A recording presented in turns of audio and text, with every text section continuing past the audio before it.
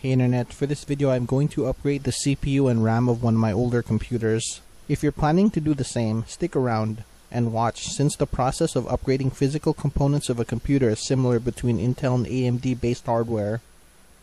The computer I'm upgrading currently uses a second generation i3 and only 4 gigs of RAM.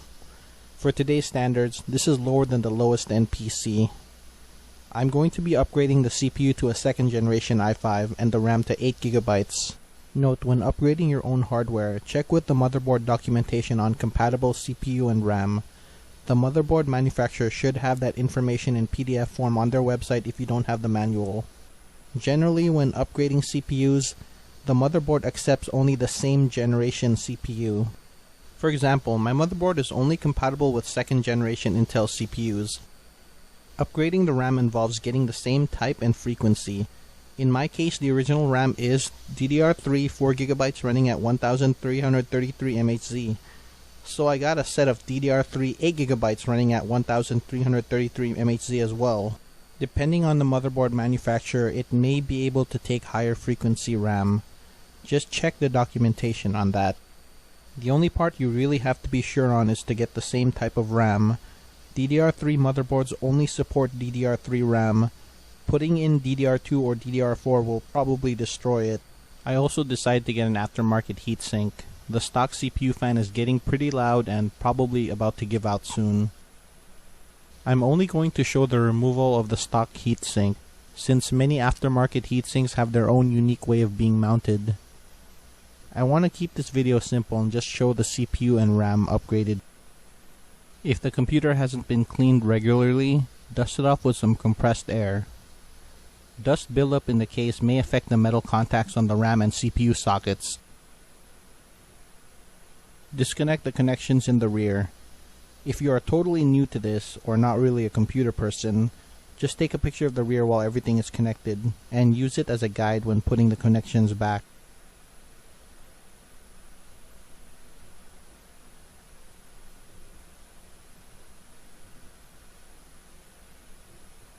Unscrew the side panel.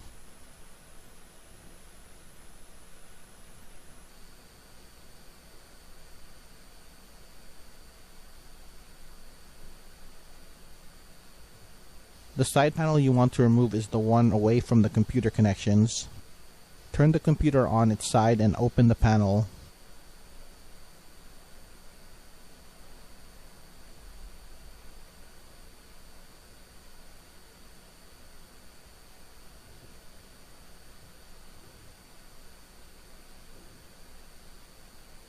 If it's really dusty, get the compressed air and remove the dust around the motherboard. I'm going to upgrade the RAM first since it's the easier one to do.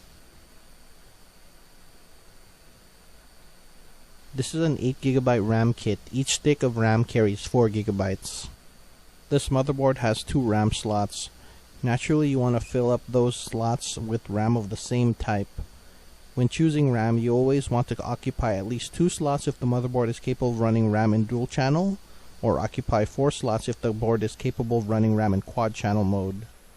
A single 8GB stick occupying one of 2 RAM slots has less bandwidth running in single channel mode as opposed to 2 4GB sticks totaling 8GB of RAM occupying both RAM slots running in dual channel.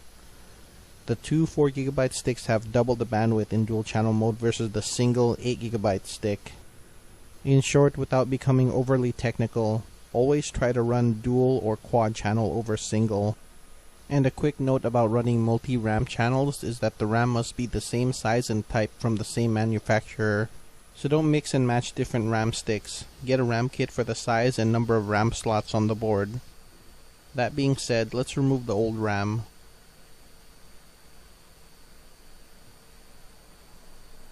The RAM is held by a piece of plastic at the ends of the slot that lock it in place. Just release them like so.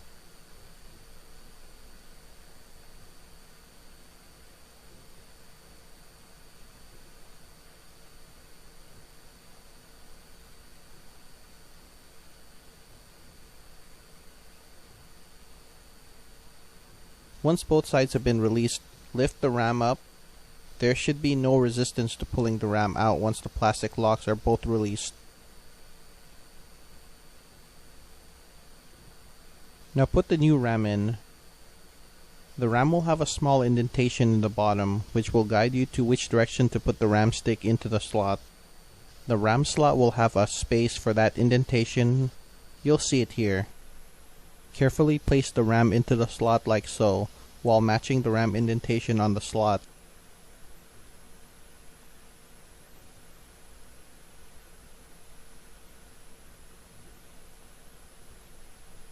Once the RAM is in the slot, push down on the slide closest to the plastic lock.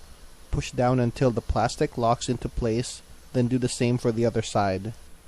Once the RAM is locked on both ends, push down in the middle to fully secure the RAM into the slot. Do the same for all other RAM sticks.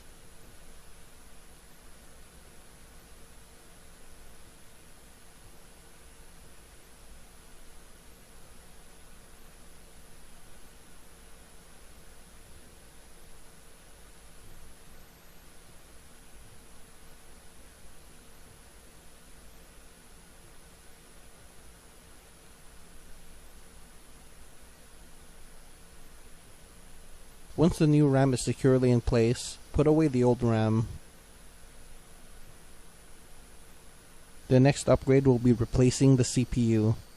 The CPU heatsink and fan needs to be removed first before even getting to the CPU. This is the stock Intel heatsink, so removing it will be straightforward. I believe it's just rotating the plastic screw thing the opposite of the arrow direction using a flathead screwdriver.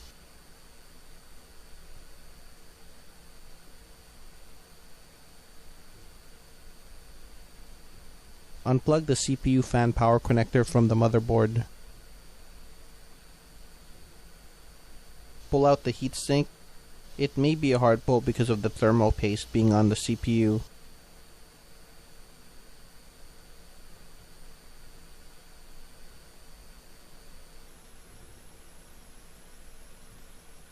Once the heatsink is removed, use the compressed air to clean off any dust surrounding the socket and CPU.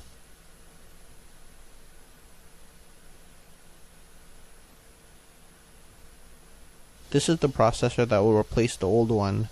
It's a Core i5-2500, basically a second generation Core i5. Take note of the small half-circle indents on the sides. You'll need to match this up on the CPU socket to get the proper CPU mounting position. Alright, let's remove the old CPU. Press down on the latch like so. Lift up the metal plate that secures the CPU. Take note of the CPU orientation or even take a picture before removing it from the socket. Gently lift the CPU from the socket. The main difference between most AMD and Intel CPUs is that the contact pins for Intel CPUs are on the board, whereas the AMD contact pins are on the CPU itself. Place the new CPU in the same orientation as the old. The side indentations will ensure it's placed properly into the socket. If you put it in wrong, the CPU won't go all the way down touching the contacts. The CPU socket is designed so no force is needed for proper seating. Clean off the thermal paste from the old CPU and store it in an anti-static bag. Place the metal plate back down like so and pull the lever down to the latch to secure the new CPU onto the motherboard.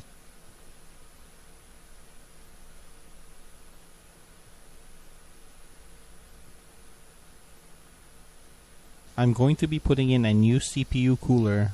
Since not everyone will get the same aftermarket cooler, I'll just go through this part quickly since installing the CPU heatsink is a different process among all aftermarket heatsinks. This heatsink comes with thermal paste already glued on. Thermal paste is important because there may be microfractures in the part of the heatsink that makes contact with the CPU. For a heatsink to properly cool a CPU, it must make full contact with it.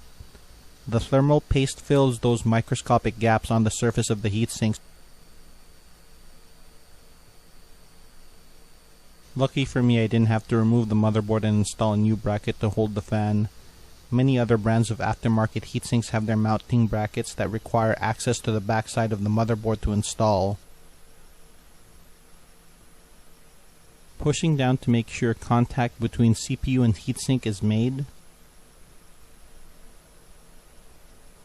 Screwing it down now.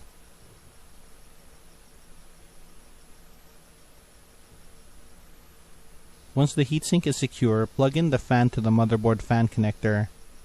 Don't worry, 99% of the motherboards I've seen mark the fan power. It will usually say CPU fan on the connector. With everything properly installed, let's close up the PC case and turn on the computer. If something was done wrong, the BIOS will not post, or it will show an error.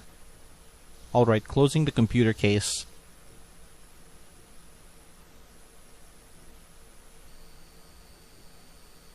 Putting back all the connections. Refer to the picture taken earlier if you forgot what goes where.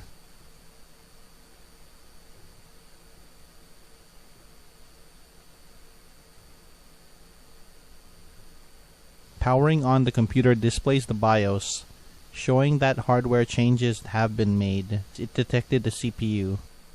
That's a good sign. I didn't mess up after all. Let the computer start up.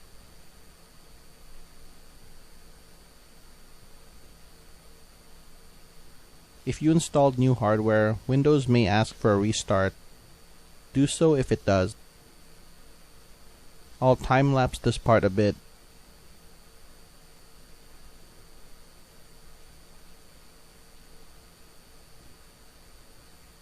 Now let's check the computer properties. We see that the computer properly detects the new upgraded hardware, the CPU from an i3-2100 to an i5-2500, and from 4 gigs to 8 gigs of RAM. And that's it. Hope you see that there wasn't really nothing overly complicated about computer hardware. Anyone can do it. Fixing a bicycle is probably harder.